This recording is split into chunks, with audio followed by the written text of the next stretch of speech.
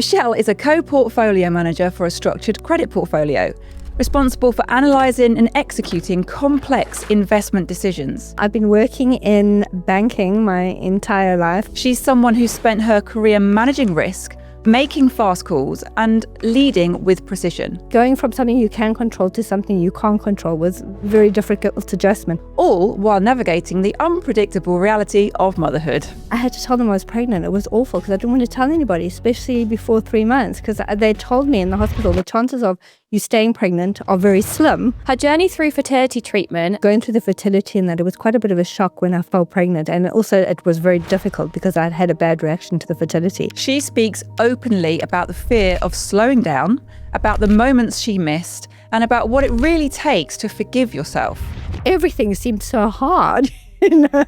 Now, as the mum of teenagers, Michelle brings perspective that the juggle never truly ends, it just changes shape. I'm thinking it would have been easier if I had probably established a closer relationship with him earlier. This is an honest conversation about ambition, identity, guilt, and growth.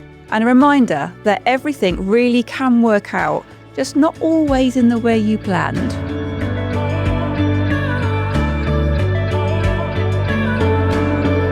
How are you today? I'm good, thanks. Brilliant. Do you want to give us a bit of an introduction about who you are and what you do? Yeah. I'm Michelle Manuel. I've been working in banking my entire life, practically, it seems like it, for 25 or between 25 and 30 years, I don't like to think.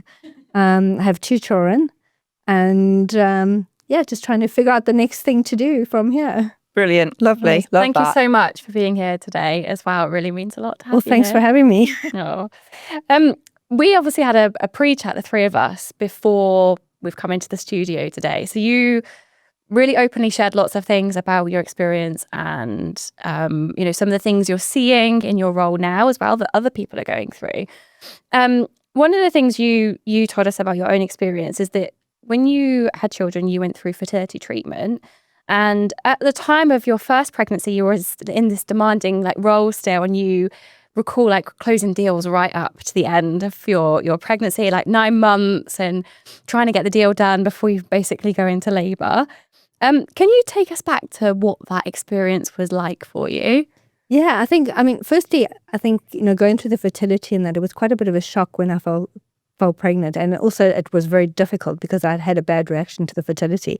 Right. So I ended up in hospital, and I didn't want anyone this is how bad it is. I didn't want anyone at work to know that I was pregnant. Yeah. My husband said to me, "What should I tell them?" And I don't know, just tell them I'm dehydrated or something. I ended up in hospital, so he told them I'm dehydrated. When I got out of hospital, I was sick for 2 weeks and came back to work, and I'd lost tons of weight because I just couldn't eat. I was having, sickness, the whole thing. And one of the compliance people decided I was anorexic.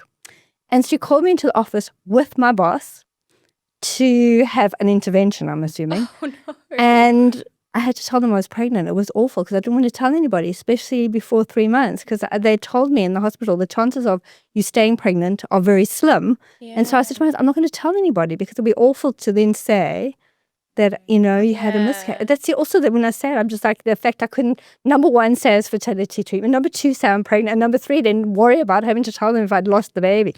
So that was just not a great experience. So the pregnancy did not start off in a great place. But from there, it was just smooth sailing and just happy days till trying to close the transaction. And I was due on the 28th of September, and the transaction was still getting closed on the Friday. And I was thinking, oh, please don't let this baby come before I've at least had a weekend. And that's all I was thinking. And then she came on the Monday, so she did. She was pretty good in that. And she's been quite routine. But it was just such a shock going from closing transactions where everything felt out of control, but sort of within your control, to having a baby. And she was tiny. I remember going to an antenatal. I said to my husband, "We've got a half baby." Oh. She was so small. She was just the wrong side, everything. And it was very difficult to bond with her because, going from something you can control to something you can't control was very difficult adjustment. So I was very, very keen to go back to work very quickly. But before I'd had the baby, my husband had heard he'd been transferred to London. So I knew that we also had to kind of make a move here.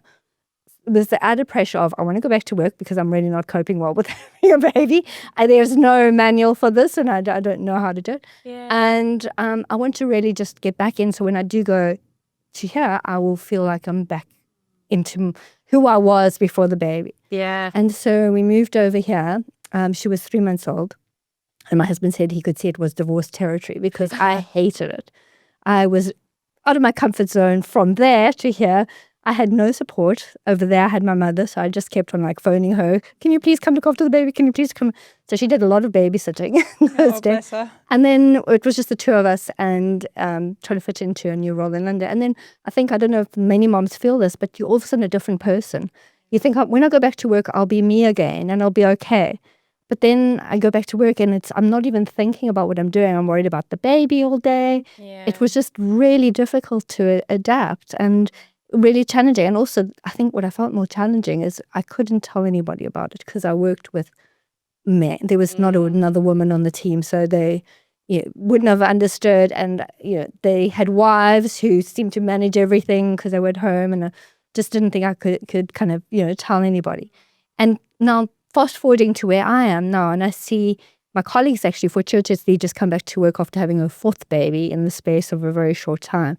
And yesterday she was saying to me, it's really difficult because she's got two below the age of 2, and she's got two, I think a 5-year-old and a 7-year-old. And she was saying her nanny can't look after all 4. And so she's trying to juggle, like trying to do a work call because she's the lawyer on our desk, and pick up her kids at school, and she's going to have to be standing out in the parking lot having a call that's like private and confidential. And I'm just thinking, these challenges, we all have them at different points. It's just like a different, it's quite different. She still has the challenges, but in a different way. Yes.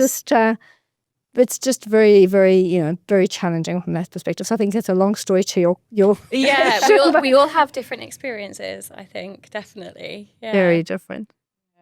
When you finally stepped away from maternity leave, with a day probably, how did that make you feel? Did it feel when you're on maternity leave? Did it feel like a rest, or did it feel like a loss because of you wanting to be back at work? Yeah, I think that was exactly it. It didn't, not so much a loss, but definitely not a rest. And I think that's one thing that I've said to a lot of the ladies who've gone on maternity, but that a lot of people think you're going on vacation. Yeah. Oh, you're so lucky your maternity leave starting. And it's like, no, this is probably the most relaxed time you're going to be in, because when that starts, your whole life changes, and it's like you're juggling, a whole new set of responsibilities. So I think what I found was, number one, that I just didn't understand the lay of the land. There was nothing had been prepared for kind of not having a schedule to follow. And I'm very regimental. I love my schedule. So it was like I have to get up and go to gym, and that it was exactly when she woke up, and she was really good in terms of sleeping, but she also followed difficult times. There was no kind of planning. Yeah. Even though I had closed the deal, there were still little odds and ends to clear up. So I would have to be on calls, and literally I bought like a dog donut bed, but it was for a baby. So she would lie in the dog donut bed, which was baby's bed. And so I could watch her, but you couldn't go anywhere because it was the side things. And it was just trying to manage that. So it was not, maybe it was a loss of who I was, or that person who kind of knew maybe didn't know what she was doing, but I thought I knew how to figure out what I was doing, to someone who can't even figure out what they're doing. Yeah, I was like, who am I, and what is my role in this world, besides just looking after this little thing that does, cries, poops, and has difficulty getting to sleep. Yeah.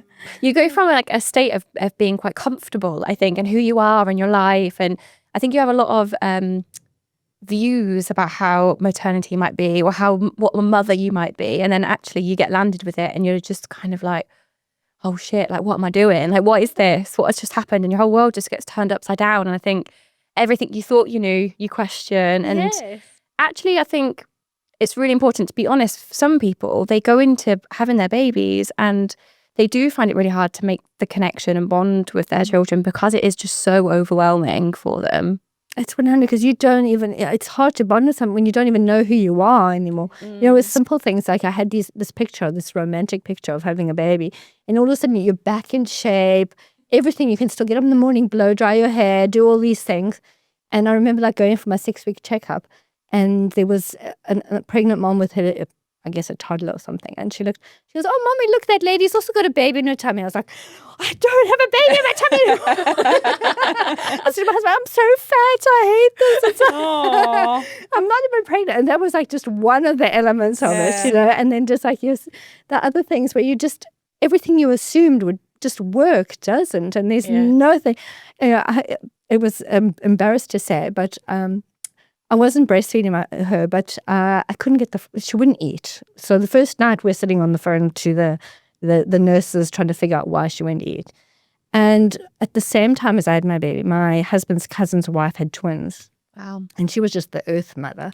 You know, there's some people who are just like that. And she came over to the house and she mixed up Cara's bottle. She gave her the bottle and she drank everything. I was like, wow. Why won't she do this for me? What am I doing wrong? Bad mother, all these things. And she went through the whole thing with me. She goes, well, how are you mixing up, you know, the formula?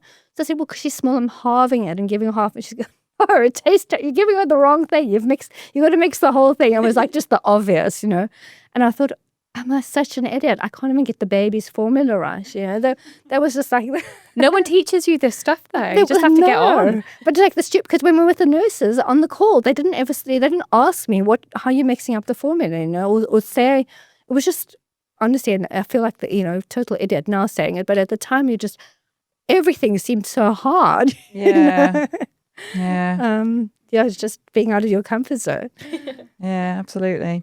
Going back to when you moved to the UK, your husband was transferred to the UK just before your due date.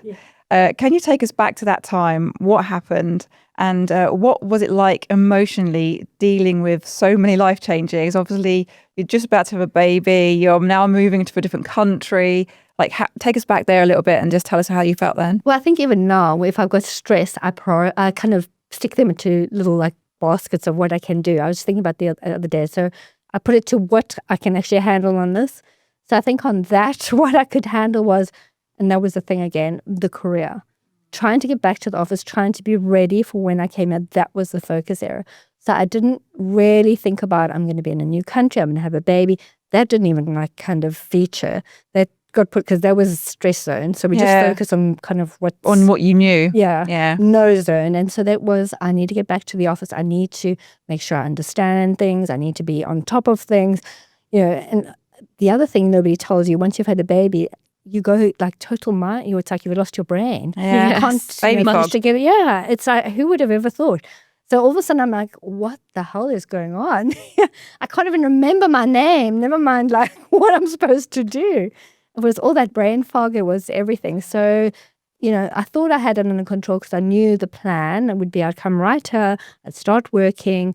I had a nanny who would then start. It would all go very smoothly. But obviously it doesn't work that way. So.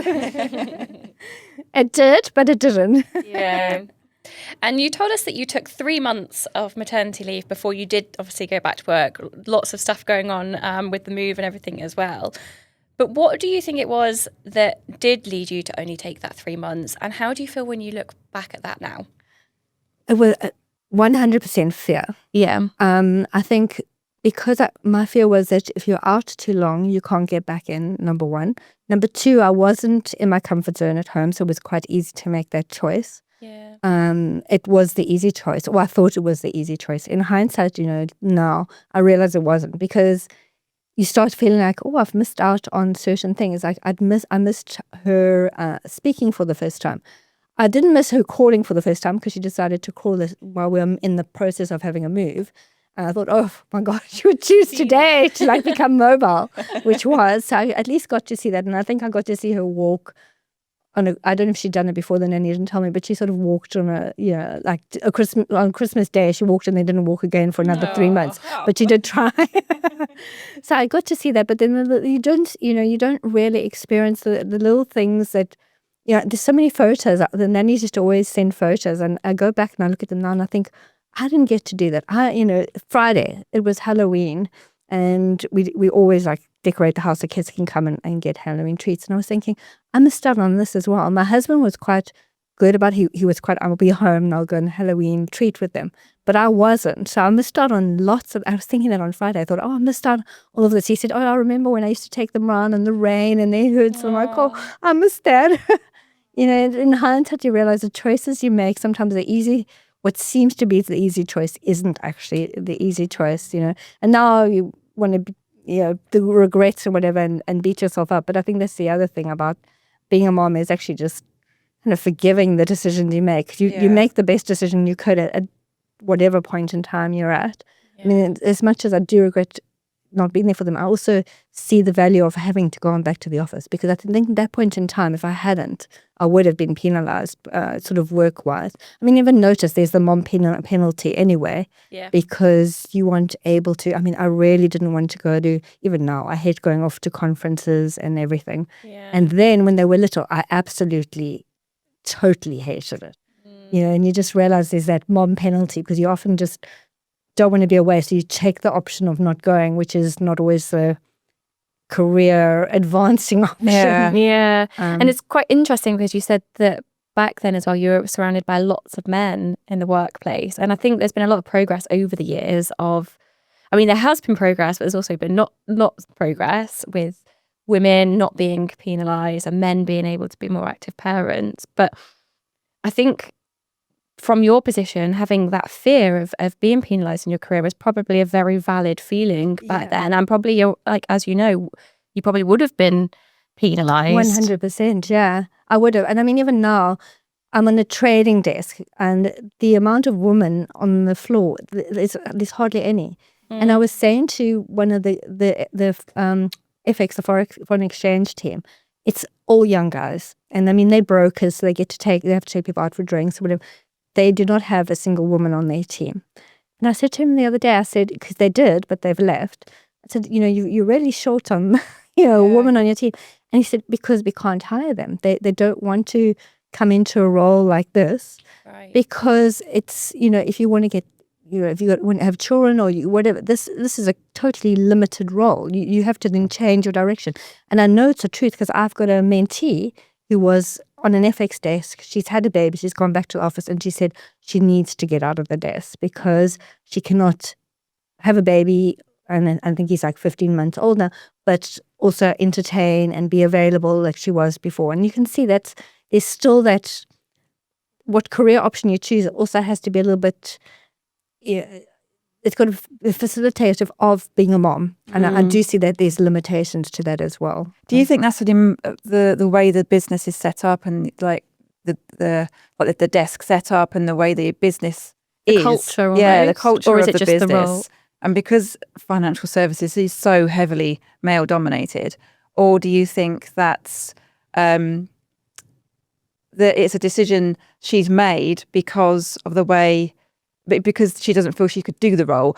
What I'm trying to say, I suppose, is could she do the role if she had the balance of being able to be mum and do the role? I think she could. I've noticed this, though, I'm just going on a little bit of a tangent. We started recently after COVID giving males paternity leave. They can take the 3 months and whatever. But I find every one of them that's taken it, it's been a step back in their career. Like they've taken a pause, and you can see there's a differential. And I think exactly that for women. So when they come back, you're working for people who don't necessarily have the same limitations as you do, to have to do childcare, to children get sick. And I feel as much as people say they won't penalize you, they do. And I think that is the limitation. And when you're in that role and you realize I'm running against a difficulty here, that people aren't going to acknowledge the work I've done, because as soon as I'm not there for whatever reason, that's what gets noticed. And I think it's just like, it's easier to assume there's a limitation and step out of it than to keep bumping your head against, why do I have to keep improving myself? Why do I have to run that extra mile because I'm the mom? You have to give that 110%, because just for the times that you're not available, you've got to try and make up for that. And the bottom line is they don't recognize the 110% because they realize the times where you had to cancel something or not be there or had to phone in. That's sort of, and I've seen it, and it's not just because you're a woman. I would have said, the role you fill, but when I've seen the men who've taken the training, it's impacted their careers exactly, to the same extent. I don't know in the long term, but certainly because they can step back in and then kind of get back into the role. But certainly on the, kind of the beginning going back, I think the difference is, and I think it may have been who mentioned this, is men can sort of compartmentalize. They can be the dads and the paternity, and they can come back and be back in their role.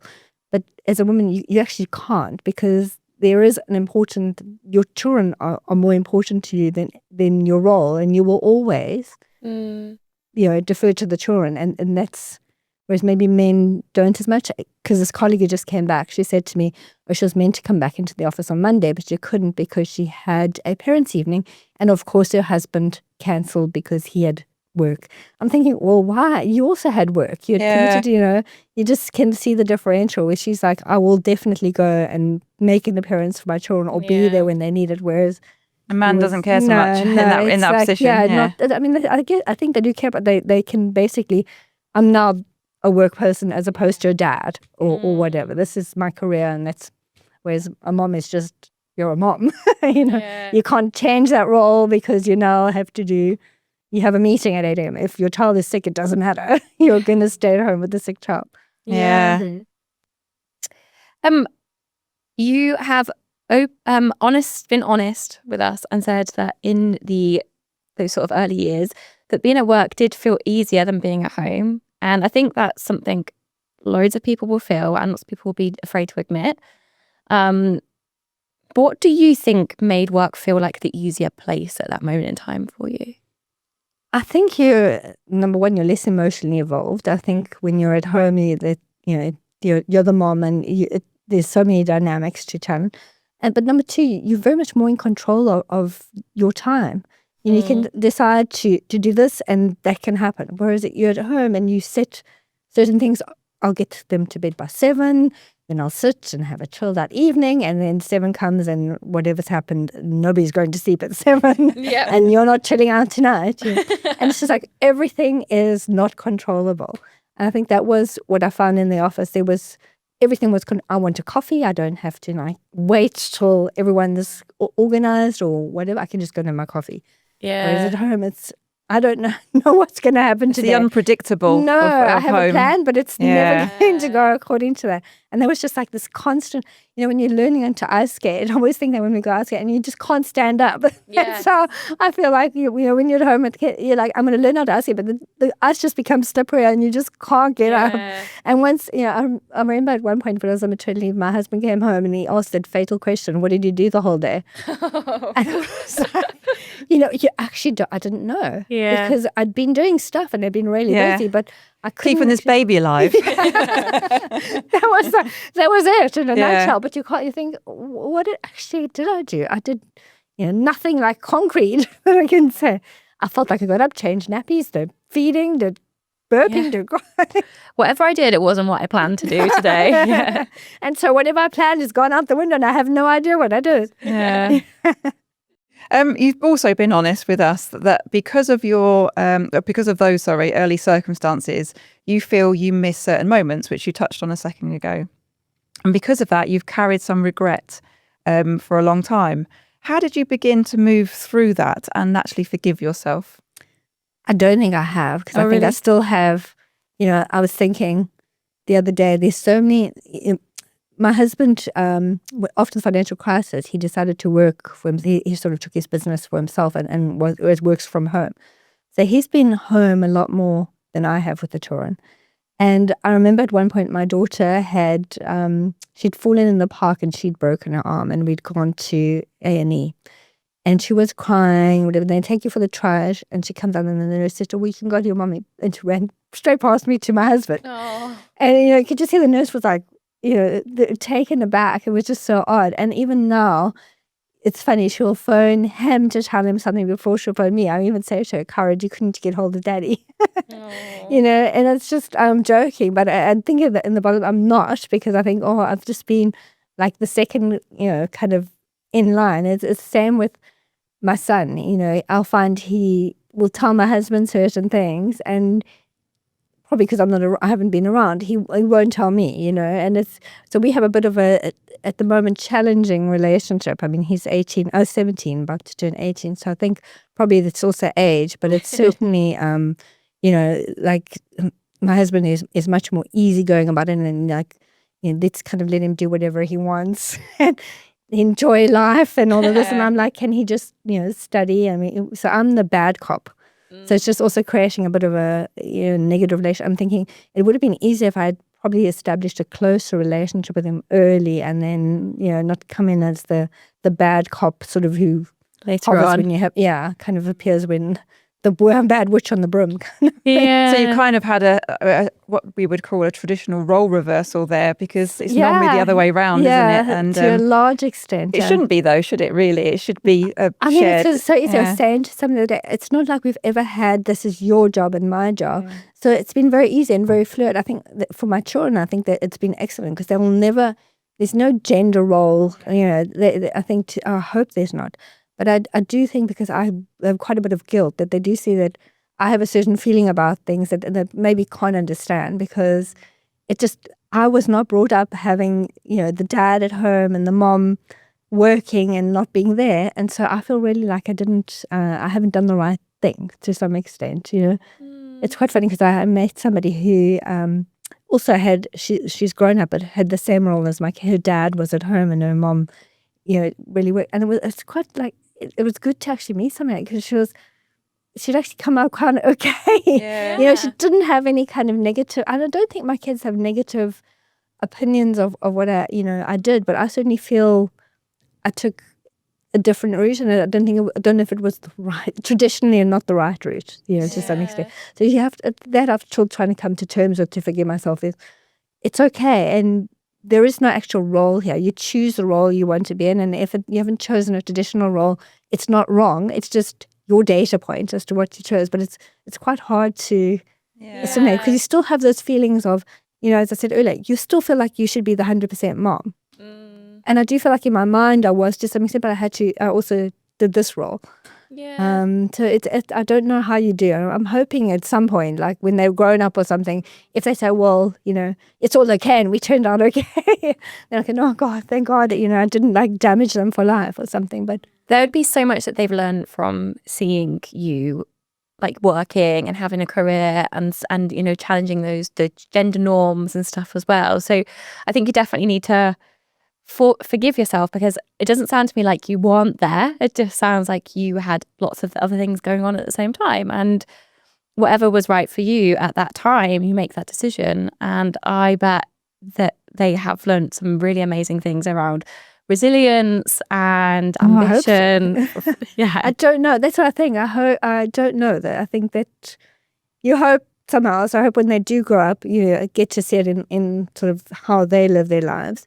But I do think on the positive side, which I do see from my husband, they certainly are not going to have, and especially my daughter, she's studying aeronautical engineering. She even says to me, I'm amazed there's so few women. She doesn't kind of... But that's your influence, and that's her observing you as her mum. I hope, She's obviously... I don't know. It's just, I guess she's just assumed that, women are everywhere and they can do anything, and now all of a sudden where she is, there's not that many women. Yeah, I but don't her know. ambition and her drive to what she wants to do, that's a really industry, that industry that she's going into is really highly technical, and so it's seeing you as her mum and being that the woman that you are, maybe that's what's inspired her to... Well, it's a nice positive way. Yeah, exactly. See that anything's possible. Yeah, exactly. Also, I'll tell you a little story. My dad brought me up from the age of about 12, and I didn't really have much to do with my mum at that point. They split up and my mum moved back to London, and I was 3 hours away, so I didn't really see a lot of my mum. And as an adult now, I actually had my own children and things. I'm now very close to my mum. She lives near me now, and we're really, really close. So take that even though I didn't even see my mum for many years from the age of 12, that actually... we've got a great relationship now. So as they get older and they become adults, I think you'll find that will start to balance out. Yeah, I hope so. I do hope that. When I see my son, I think, hopefully someday we can have a better relationship than we're having right now. I mean, I actually sent him a text today after getting very angry with him for getting a notice from his teacher on not doing his homework and not doing his revision or whatever. I sent him a screenshot. This is unacceptable. I gave him a whole long thing. And then I said to him, but just imagine if you did it, I wouldn't have to nag you and then we could just get on. Yeah. It's a difficult age. I was going to say, it's definitely an age thing there too. I think teenagers are a handful. I think from my experience of what I've observed from other people and what they say, girls sort of like 14 are a handful, but boys at sort of 17, 18, Yeah.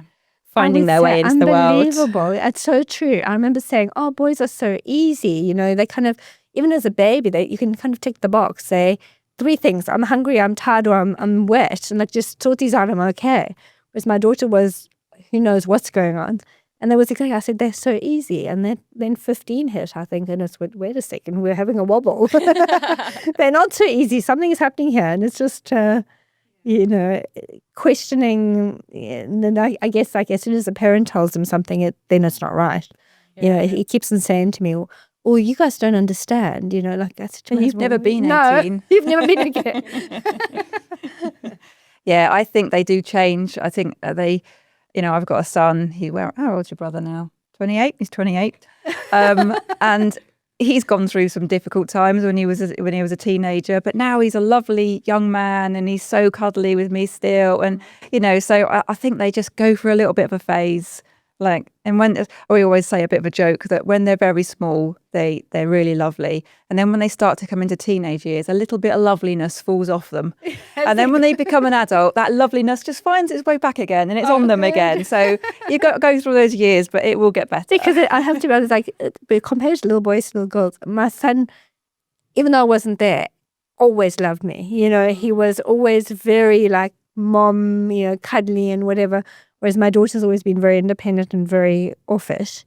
So it was quite hard. It's quite a hard thing. Like, at least, even though I wasn't there, I always knew that he would want his mom to some extent. And now, you know, 15 hit and certainly doesn't want his mom. It just, you know, it's like, kind of get off my case. And it's just, it is quite hard. I think there was also, then you also thinking, oh, well, maybe if I spent more time when he was young and, you know, been around more, I missed out all those opportunities. And, you know, saying to my colleague who just came back, I said, you know, it's the moment those little fat hands like kind of change into boy hands. You know, like, it's like that everything kind of starts changing. Yeah. It's you know, like your heart breaks and all that, and letting go. You did say to us on our like pre-chat before, though, that I think it was everything works out in a very unglamorous and non-perfect way. So I think you just have to really believe in that and stay true to that, because I think that is right. It's so true. I mean, the thing about it's exactly, you know, you, as I said, that pretty picture of how everything was going to be, and that wasn't. And when you look back and you're thinking it was also irrelevant, it wasn't that pretty picture, but it, you know, as I said, then it really does. Ultimately, the puzzle starts falling into place. Yeah. And you just hope, like, that's one thing I keep on. I mean, you've obviously now got the evidence that you've done the right thing, but you just hope whatever you did do, no matter how, you know, how much some of it was well intentioned but maybe not well executed, you know, kind of ends up in a good place at the end. You know, I'm still in progress, so I'm hoping, but I'm sure it will. Teenagers often mirror what we model. What do you think your children have learned about ambition and resilience from watching you? I think I'd like to think my daughter has a lot of ambition and resilience, but she also had a lot of challenges. And I think, you know, it's funny, I think there's like a Chinese or Japanese sort of quote or curse where they say, you know, wish you a hard life. And I think from her, having the challenges, it's made her quite resilient to some extent. But I also think she had more of the nannies being around her, so she had to be a little bit self-sufficient as well. So she's very, I don't know if it's a girl-boy thing, but she's very much will go and find out things. Yeah, after all her problems, I was quite surprised that she is so kind of proactive in terms of solving things. You know, just in terms of university, she said, no, she's getting a student loan. She's organized it. She's got her loan. Then she says, oh, she's entering this competition. You can win £10,000 and she'd be able to pay a year of university. Solidly focused on that. That's and then great. Won it. I mean, I was like, wow, this is so not Cara. But and I keep on ascribing it to her challenges. Whereas I look at my son, and I think he's more quiet to what he does, I hope. I hope at some point he is doing something. But he's also sort of got some ambition to some extent, but it may be a softer character than her. I think he's still trying to figure it out. But yeah, I think hopefully he's finding that it's okay to be yourself, that everything isn't going to always work out perfectly, but it will work out. I was saying to somebody where she's very proactive and does stuff. I don't think he knows his head from his, kind of tail. And the fact that his head's attached to his body is a real privilege for him because he'd lose it if it wasn't. He literally, to the point my husband was saying, he thinks he's counted, he's lost 18 Oyster cards this year. He just, Wow. And it's just like he'll come home, he goes, I don't know, I went to gym, it was in my pocket and now it's not in my pocket anymore. It's just so much more relaxed and kind Laid of back. Yeah, but hopefully has that kind of understanding that he as you said, that some extent, or some degree of ambition, I hope, at some point. And you are our first guest with teenage children. Oh wow. So how has the juggle of motherhood and your career changed like through the ages? Does it get any easier or does it just change? Well, it's so funny because I don't know if everyone has this experience, but when they were babies or when they were little, when you expect them to be really demanding was probably when they were least demanding. And also, even though I said there was like no roadmap or how to manage it, it was quite simple because you still had control. I knew where they were. I could actually control that aspect. But I felt as soon as they got to teens, the level of demands on, not that they're asking, but that they're needing. And, I don't think they necessarily ask, but there's a lot of more neediness. Became so much more demanding, even though they weren't being demanding. And I think also uncontrollable because they aren't in one position that you can manage them and not worry about them. Now they all of a sudden need you, but they're not always where you can be there. So I find it really, this is probably the most challenging.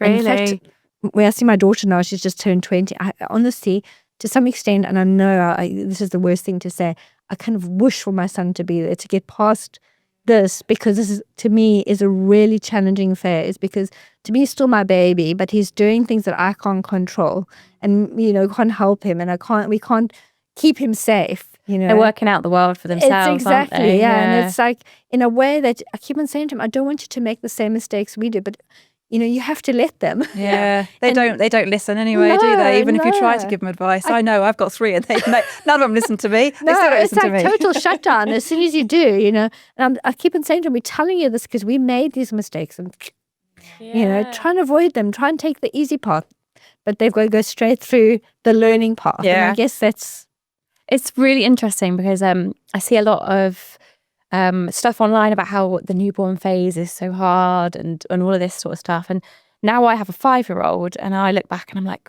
that was a breeze. Like the newborn phase was so easy, but a 5-year-old really hard. But then I think you must just feel that all stages throughout having your children. Like there's always different things, I guess, going on, different challenges. And yeah, I can imagine the teenage years when they're trying to work out where they're going and what they want to do with their life, and they're forming their own opinions, and they might be different to yours, and that must be quite hard. That's incredible. But that's exactly what I think it is, and I think that's the good thing about that. Literally, things are getting harder, but we are learning as well. It's one thing. One of my friends chose consciously not to have kids, and so she is now able to travel. She's been all over the world.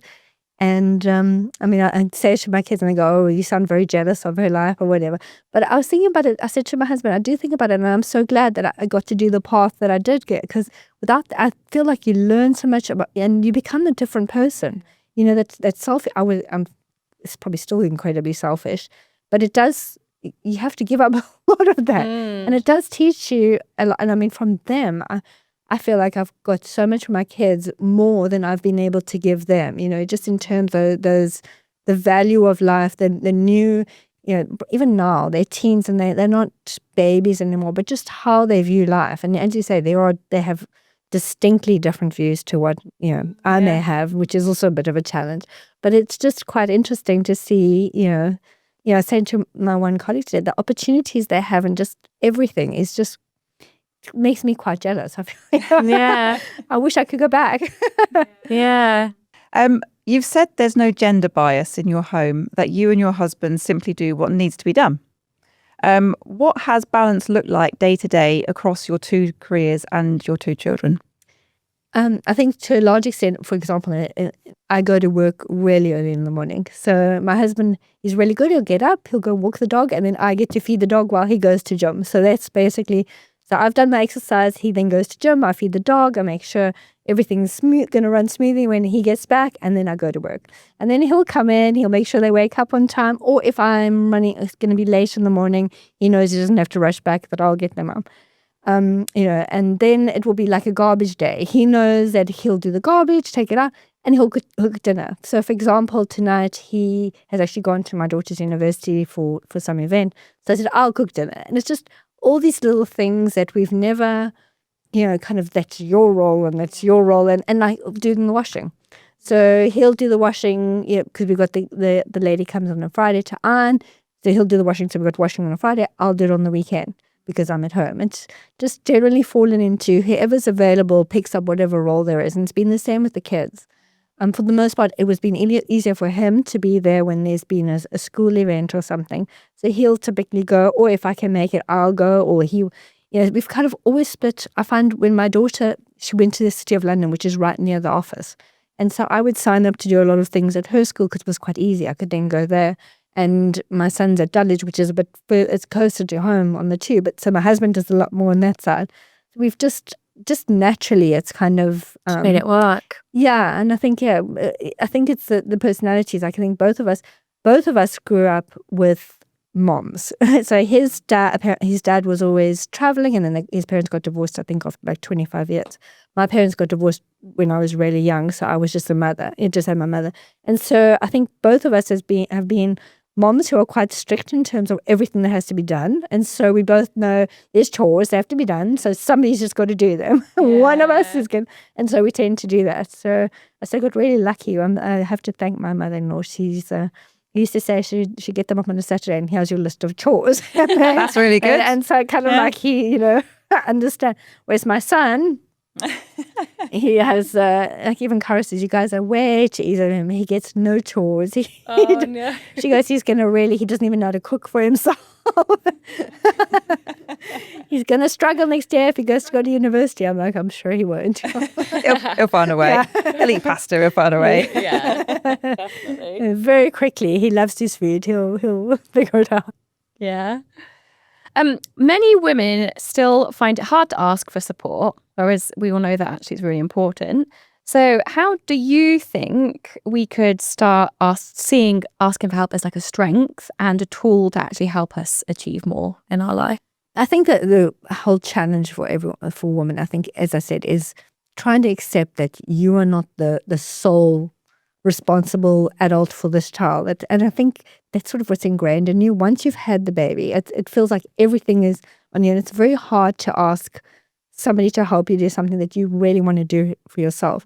I think to some extent, it's those small little things, the things that you feel like you can give up. I think that anything that will make it easier. Like there's somebody who said, there's leverage. Everything, you've got to figure out in life what your leverage is. So you can do the ironing, but you could pay somebody to do the ironing. So work out what the benefit to you of paying somebody. So that says extra hours. So do that. Yeah. It's just these little things that you've got to accept that you can't do everything. I mean, like I was saying, that, certain people who just seem very good at managing everything. The house runs smoothly. I mean, I was actually talking to somebody today where we're talking about the CEO of their company, and the husband is, he's got a major asset manager, 80 billion under management, but his wife has a hedge fund, and she's also got tons of money under management. They said they're huge, they're major billionaires in the US. And he goes, I said, and they've got 4 kids. He goes, 2 sets of twins. And I was thinking, that's huge life achievement. But then if you think about it, she has probably leveraged so much in her life to be able to manage that in terms of having people do certain things. I mean, it's just accepting, we don't all have billions to do that, but there's certain things you can give up in things like somebody said, and for me, it was never a thing to have just don't clean the house or something. I would go totally, that would be totally up my OCD. That would not be good for me. But just things like that. Something going. It's not you don't have to have a clean house every day. It's just trying to manage what you can sort of leverage to make it more manageable. And I also think the real thing that I would say to people is just to not compare. I think that's the other thing. Your life and the way it looks is going to be totally different from everyone else's, and stop trying to be that person. You see all these people who seem high achievers and who CEOs and have 9 kids or whatever. I think there is Baroness or whatever her name is from Legal in General, who has 9 kids, but her husband stayed at home the whole time, and they had nannies for everybody. It's just, that is somebody else's life. Just manage what you can within your own, 4 walls. It's quite funny. As I was coming here, I read a quote where it said, we're all in the same ocean struggling, but we just all have different boats. Boats, yeah, I've and I seen thought that. it was really good. Yeah. You shared that your husband's support at home has been pivotal. What can workplaces do to normalise that shared load so it's not assumed that women carry it all? Yeah, and I think that's the real challenge, because I think, I was reading a book that somebody had suggested to me. I think it's called The Loudest Duck or something, but it's how people come into workplaces with different cultures. And it's just like we don't speak that cultural language. And I think that's the problem. Because workplaces have been so established around men, there's an underlying culture that it's difficult to change. You can't, unless you can touch it and feel whatever, it's difficult to change that feeling. And I have to be quite honest, I don't know how to change, because there's still the perception that if somebody isn't there, they're not working. And I see that because, COVID with being able to work from home, that's almost totally gone away. We were back to we have to be in 4 days a week. And one of the other ladies, she's just come back from maternity leave, and she said her husband is traveling. So he's not home most of the week. And she's just asked, can she work from home, 2 days and come in 3? And they said, no, the new policy is we have to be in 4 days a week. And I thought, we've gone all the way back. We'd sort of come to a point, and I think this has been in the press a lot lately, where they said women have actually taken salary cuts again because they've had to step back, because we can't do we can't work from home. I mean, the biggest gift, and I know it's like a horrible thing to say, was COVID was really good for creating that sort of workplace that women could kind of do not do everything, but do it in a better way. And now we've just gone all the way back to where the perception is you're not there, you're not working. So I don't know how we change. It's like a totally different language. Like somebody has to take the view. I know certain companies have taken it where they've said flexible sort of hours work and we are acceptable. And it's literally, I think it's more young companies where that culture has grown up with the company, so people accept that's the way it is. But where you've got these banks and asset managers or whatever who've established this old school culture, it's very difficult to turn the tide. So unraveling almost that needs to be done, as it's a huge change of what's built that company. Within teams. I think that's exactly. So if a team is willing to, and we're quite lucky in ours, well, I mean, my colleague and I, but in the wider team, where certain people have said, they've created rules. It's 4 days in, but frankly, we don't care. If you get the work done, that is all that matters. And so, for example, this colleague of mine on the desk, our lawyer, we've said to her, Vicky, we honestly don't care if you're not here, just as long as the work is done. And we've never had a problem. She was on maternity. We were bugging her to get deals. I had a deal closing on a Friday night while she was on holiday in France. And she says she's trying to close a deal before she lost signal and get on the Eurostar, and it's just with 4 little babies. So, Wow. And so I think if you can kind of start bringing that in on a small scale, it then sort of starts changing.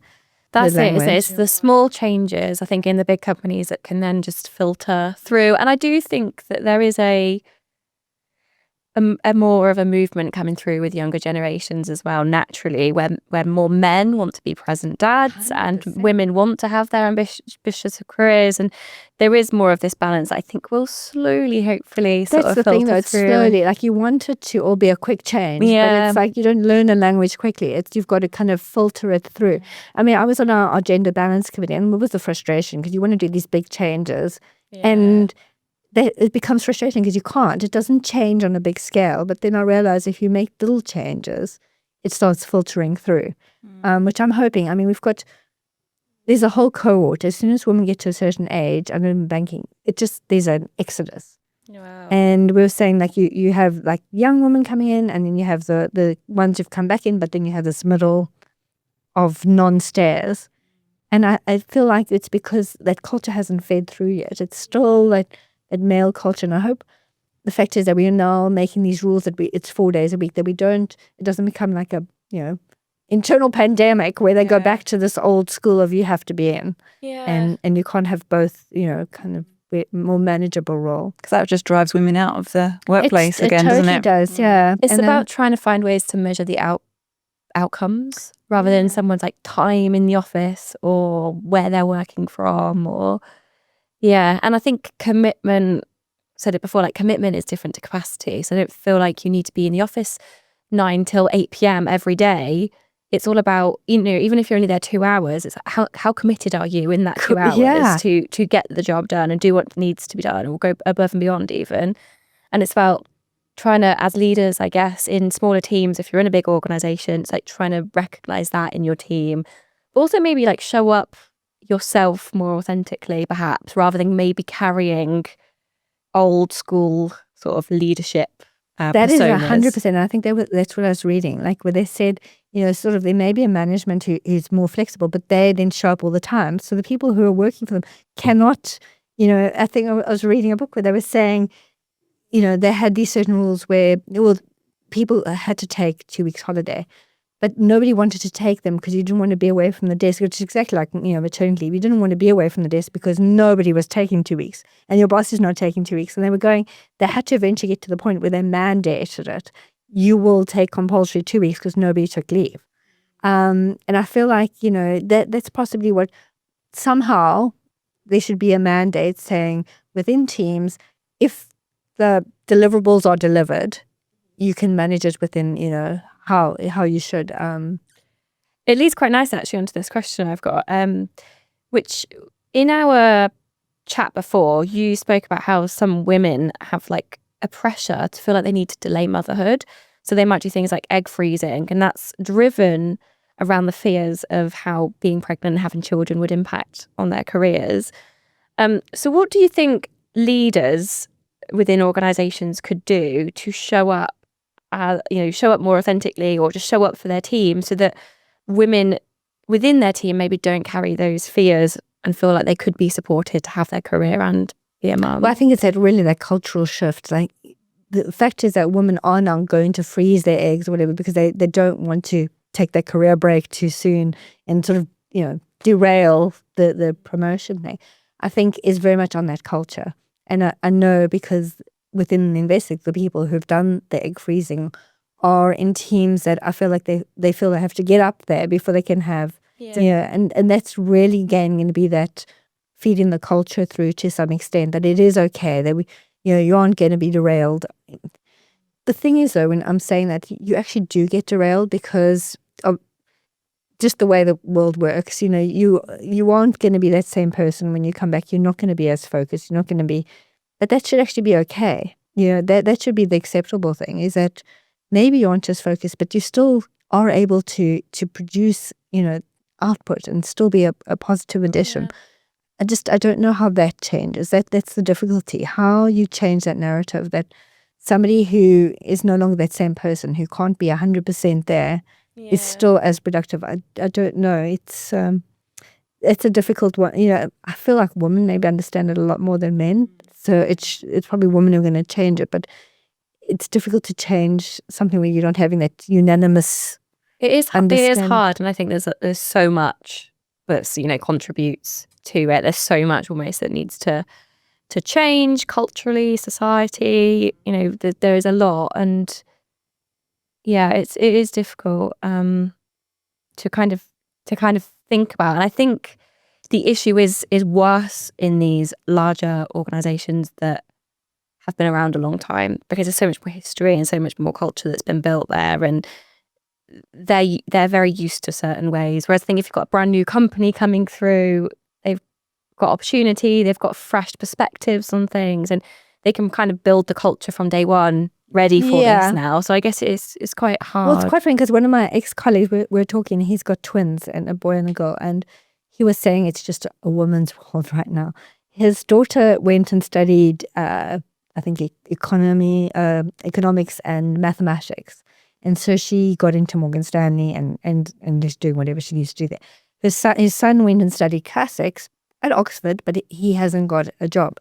And I was saying, when I first started in the city, whether you'd studied, I don't know, like farming at Oxford, you'd still be get a job because I think you went to Oxford, and now it's, you have to have done this mathematics, economics or whatever. And he was like, oh, this is just now the women's world. Men can't, kind of thrive in it. Women are getting all the opportunities. And so I was telling my husband this at the table last night, and I was saying, I'm quite surprised that the world has become so like, even people from Oxford or. And my son was saying, well, wouldn't they want people with diverse backgrounds, diverse thing? And now we'll be talking about this. I think women coming back who've had that experience of having a baby, there's a whole diversity that brings. And even men who've done paternity, that there's value to be had, and bringing somebody who thinks differently, who's got a new perspective of the world. It's just, what makes a company successful, and it's particularly when you look at those new young companies, it's a melting pot of very different people. I think that's what the success is. And the problem with the banks and whatever, I do feel like they're becoming a bit dinosaur because they've got all these old opinions trying to hire everybody's homogenous. I mean, it's just, it doesn't matter. You get in there and you're in a bank because everyone just is the same. They're very not wanting to hire new people. As soon as somebody comes in with a new perspective, they're a little bit, challenged. And that's why I also feel like, when people come back from maternity or paternity leave, it's not only that, their careers are taken back, it's that they're a bit unwelcome because they're thinking differently. Yeah. And that's very much, you can sort of see that's a change when there's been like the uncertainty of COVID. They're all going back to, this is what we're certain. If we have the same people, the same whatever, we'll be the same success. And it's not the same world. And that's why I think to some extent, unless they start thinking differently, there will be obsolete dinosaurs to some extent. So, you sit on networks like the Gender Equality Network, and you've seen how even with progress, judgment and doubt still exists for both women and men. What are you noticing in these conversations right now? What's the conversation happening now? Is it changing? Is it? I think, it's quite funny because it's evolved. So after COVID, it was very much open and trying to create this new working paradigm. We'd be a lot more flexible. Women had a lot more rights, a lot more opportunities than men did. I think that was the biggest positive from COVID, is that men could actually take, paternity leave and not like 2 weeks. They can go and take their 3 months or 6 months or whatever. So that sort of changed to some extent. But what I found is now, 2025, the conversation is very different again. We're having the same arguments we did pre-COVID, where it's now trying to get back the flexibility. It feels like as much as you've come forward, you take 100 steps back. I mean, it's been so frustrating. I have stepped off. The young lady who, much younger than me, who was sort of the co-lead, we were leading it together, she just said the level of frustration, it feels like you're running on this hamster treadmill. You get things that just feel like you've made progress, and then it all just goes out the window. The other thing that I did notice was on the gender committees, men who joined it tended to be older. So they tended to be they had, their kids had grown up, right, and maybe have a different, and their kids were generally daughters, so they did get a different viewpoint on it. Whereas we'd have events, there'd be no young guys. It's interesting. It's quite a different dynamic. They just don't. I don't think they don't really. I don't know how you engage that cohort to understand and to start sort of seeing there's more. I don't know if it affects them because they haven't had kids yet, but certainly they didn't come to the events and kind of hear the different viewpoints. So that is also kind of been a bit of a frustration. Because that's the cohort you're trying to change change it get for more them. women in. Yeah. So, It's quite interesting because I know some of the people that work in roles, or they've taken on a lead in their company for like diversification and equality and stuff, and they've actually shared those same frustrations that they've tried so hard to make change, and it's just been pushed back on. That nothing's ever happened, and they just feel like they're going around in the same circles, that they end up saying, I don't want to do that anymore, because they're just so frustrated by trying to make change that's just not happening. It's quite sad, really. it is. I mean, I think the problem is that you want to go in and make the big changes. I'm realizing probably as I'm also getting older that there's that other quote that says, with small hinges swing big doors. So it's like those small changes, but to accept that you're going to have to frustratingly make little changes incrementally. Where nobody wants to see that. Everyone who is on the committee wants to see this big earth, moving change, and it doesn't happen like that, unfortunately. So there is, that frustration. Often we look at women who seem to be doing it all. You touched on it earlier, and they seem to be sort of thriving. And instead of feeling inspired by that, I think we can feel like we're inadequate. Like, why can't I do it? And how can they have it all? That comparison thing. And the reality is that success is different for everyone. So they might have an amazing support network. For example, they could have full-time nannies, or actually they might be struggling silently with their own emotions. Perhaps they do feel lots of guilt or anything like that. And it's one of the reasons that we feel like this podcast is quite important as well.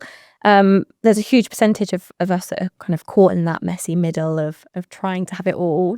And in reality, I don't think you can.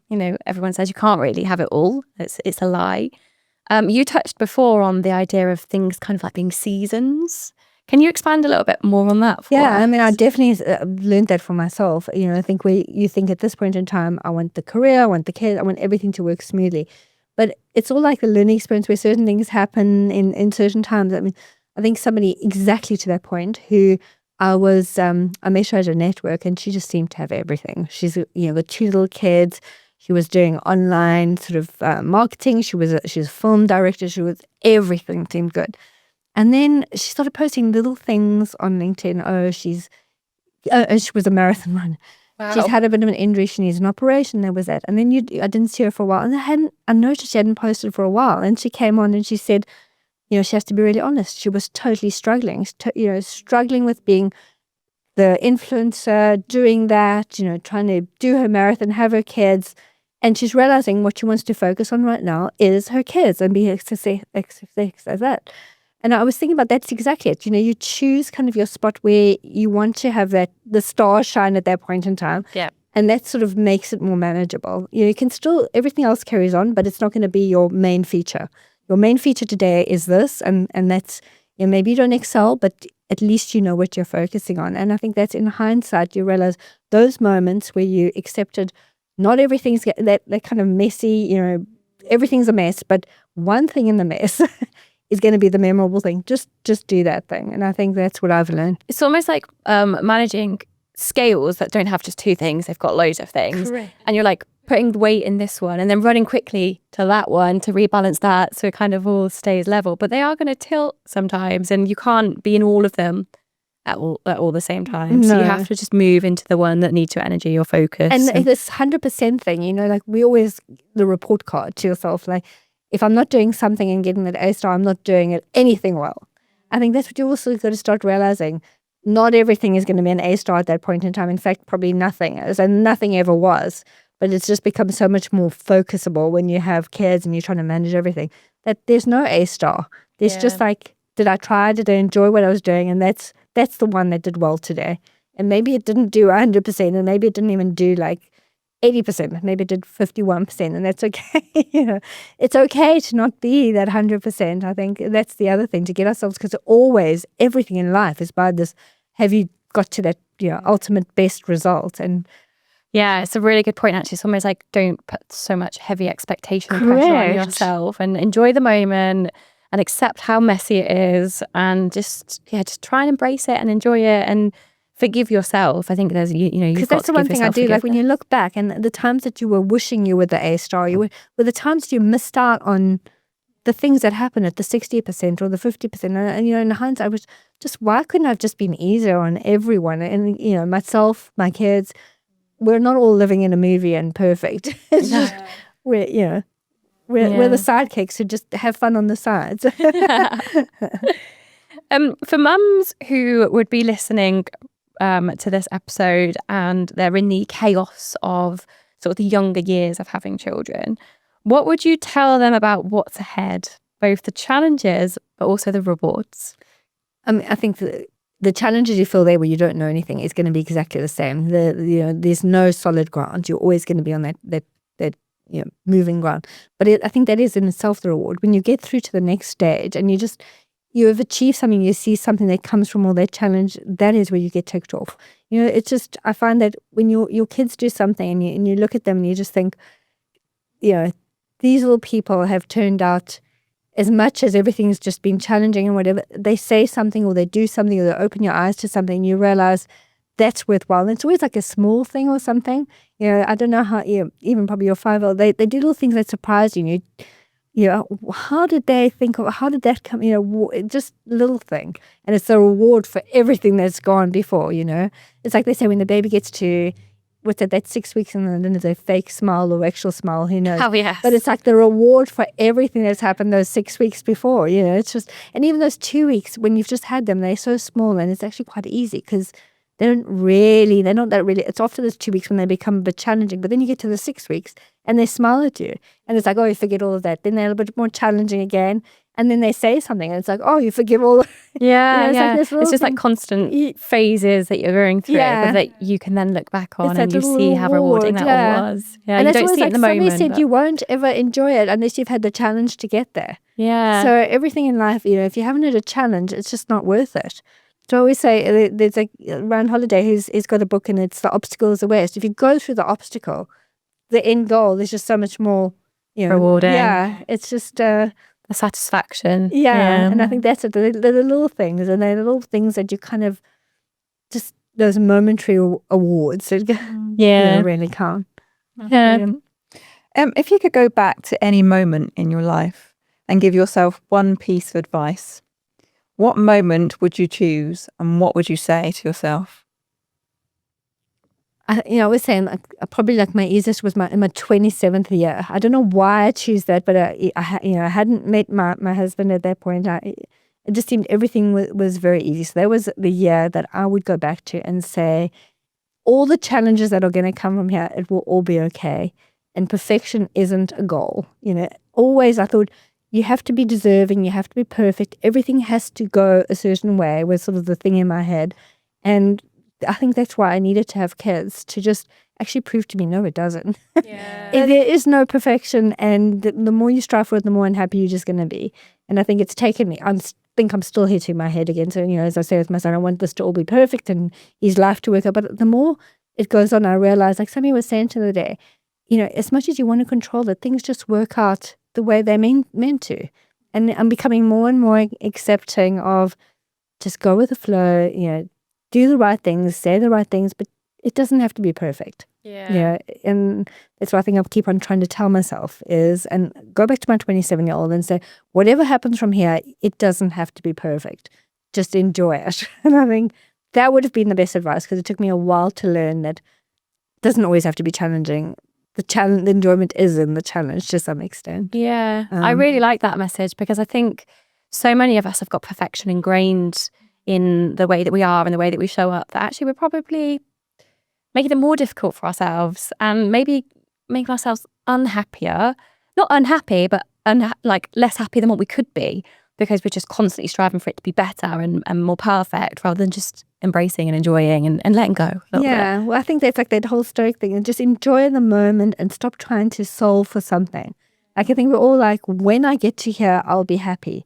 When this happens, I'll be happy. Yeah, when never comes. Yeah, and then you're always like, as you say, you know, there's none of happy. Meanwhile, you're sitting in it, and you don't see the happiness around you because you're so forward focused on, when this bit's done, I'll be there. Yeah. Kind of miss the opportunities to enjoy life in the moment. And then before you know it, you're retired and you're thinking, where was my life? Well, that's what I'm thinking. You know, like apparently, like Jeff Bezos has a thing that when he goes forward to when he's 80 and looks back and sees if the decisions he made now. And I'm thinking, you don't want to get to that 80 and think, oh my God, but I was so happy in that moment. I just didn't know. I kept on waiting for the next, I didn't enjoy that little moment of just being happy. Or not even happy, just like satisfied with like everything was okay. Yeah. I know, it's quite funny actually, because even thinking about when you have a baby, I think, you know, like you get told, well, they're supposed to do this by this age or that by that age. And it's probably the same throughout the whole of school and teenage years as well, that you're kind of told that your children should be at certain levels of stuff. So you kind of, I know I was guilty of it. It's like wishing almost that time away. So I'm like, well, when's he going to start crawling then? And why isn't he walking now? And when's he going to start talking? And you get so caught up in that, when's that going to happen, and wanting that sort of, you know, perfect cycle of things working, that you stop to enjoy, you know, before your child becomes mobile. And then all of a sudden they're crawling, you're like, oh no, this is really inconvenient for me actually. And you didn't enjoy them not being able to crawl or walk around. And I certainly look back now and I think I should have enjoyed some of those moments more rather than just like wanting the next thing. I think it's a really good message for people. You have this like report card in your head. Yeah. Do you have to do that? And that's all you focus on. Like, let me get to that report card rather than like all those little things, you know, which I know, I can tell you right now, I look back on you and think, oh, I wish I'd taken more notice of that or more notice of this or just like being in the moment, you know? Yeah. Yeah. I think it's the same with building a career as well, and having that work journey. It's like, it's so amazing to set yourself goals and have like this visionary of where you want to be and what you want to achieve. But also, if timing doesn't always work out or doesn't quite go to plan, it's also just is being able to enjoy the journey as well, and have some forgiveness and not feel hard on yourself that you didn't achieve that by that date. You know, it's okay to reshuffle timelines and things. Honestly, that's what I wish, you know, I keep on telling my son, because that was me. I was like always focused on, you have to get this, you have to get this, have to. And I was saying to him, just choose something and then do what you enjoy. Follow like the kind of enjoyment. You know, that was the one thing I did not do. Like I even said to my husband, at one point, there was one subject I'd done in university and I really enjoyed it and I did really well, but it wasn't going to lead me to where I felt I had to go.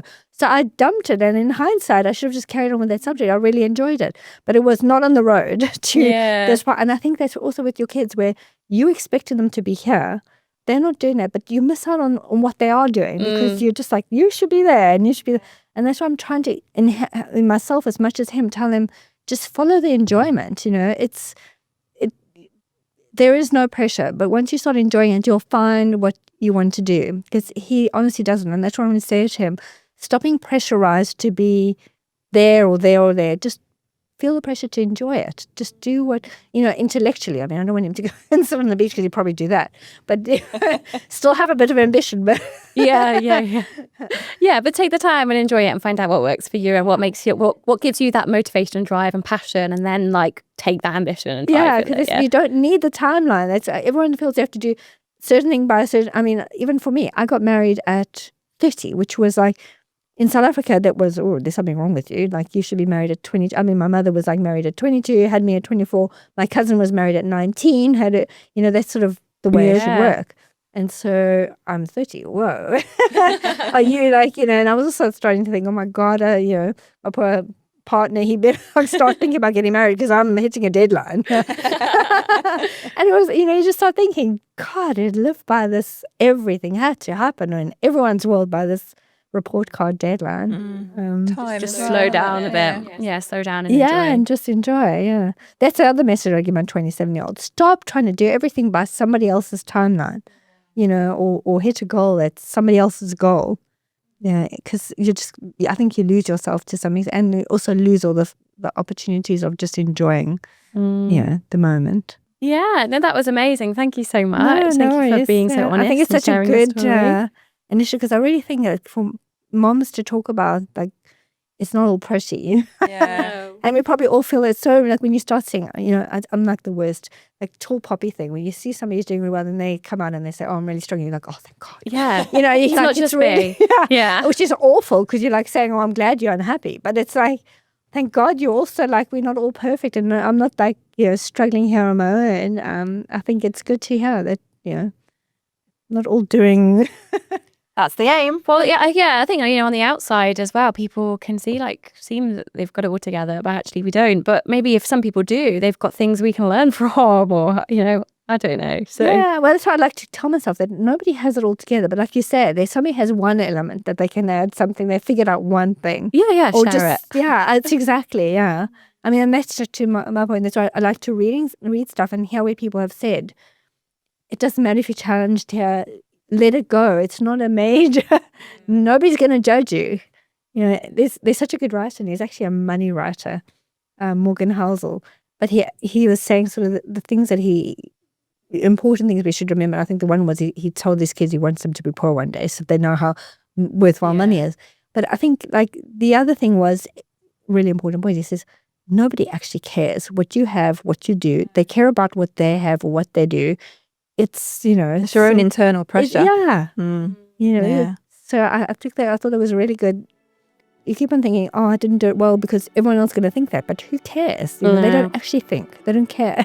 No. Yes. Yeah. Well, Amazing. thank you very so much. much. for Thank you very making much. Yeah, time it was and lovely coming chatting. here. You made it very easy. It's very, Oh, very good. and That's very good to know. Question.